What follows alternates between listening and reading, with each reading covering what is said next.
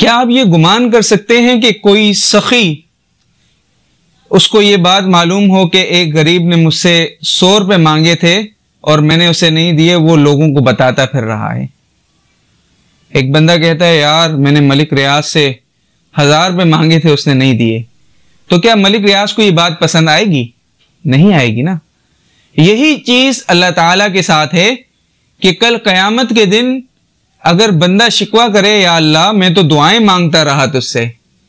میں دن رات دعائیں مانگتا رہا، تو نے قبول نہیں کی، تو کیا اللہ تعالیٰ اس بات کو محسوس نہیں کریں گے اور وہ نہیں کہیں گے کہ اتنی عظیم ذات کریم ذات کہ اس سے یہ شکوہ کیا جائے؟ تو عزیز دوستو، مسئلہ یہ ہے کہ جو شخص بھی دعائیں مانگتا ہے اس کی 3 صورتیں بنتی ہیں۔ یا تو اللہ تعالیٰ دعا کو قبول کر لیتے ہیں، کہتے ہیں بھائی جاؤ،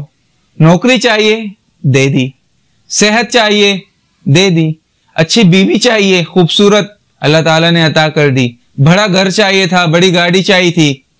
اللہ تعالیٰ نے دے دی۔ لیکن کچھ دعائیں ایسی ہوتی ہیں چونکہ انسان کی عقل کمزور ہے، وہ نہ ماضی کو یاد رکھ سکتا ہے اچھے طریقے سے اور مستقبل کا تو اسے پتہ ہی نہیں ہے، تو اب اللہ تعالیٰ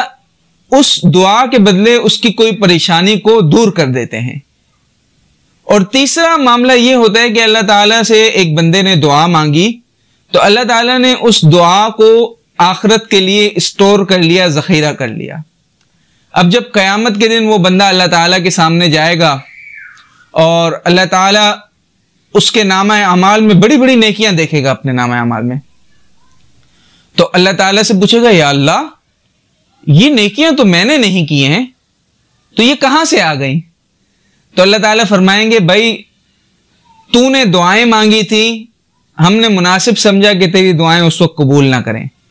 اب ہم نے ان دعاؤں کے بدلے تجھے یہ تمام نیکیاں جو ہیں تیری بڑھا دی ہیں۔ تو حدیث میں آتا ہے انسان جو ہے وہ تمنا کرے گا کہ کاش میری ایک بھی دعا قبول نہ ہوتی، تو آج ان تمام دعاؤں کے بدلے جو ہے مجھے اتنے عظیم الشان اجر مل جاتے، نیکیاں مل جاتی اور میں بڑا خوش رہتا۔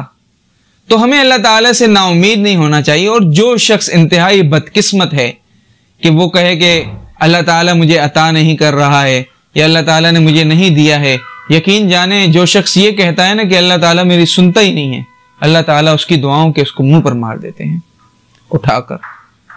کون سخی یہ برداشت کرے گا؟ اور وہ ذات بے سمد، بے نیاز،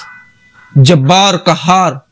کہ جس کے بارے میں انسان کہے کہ اس نے میری دعائیں قبول نہ کی، تو ہمیں اپنی زبان پر بھی قابو رکھنا چاہیے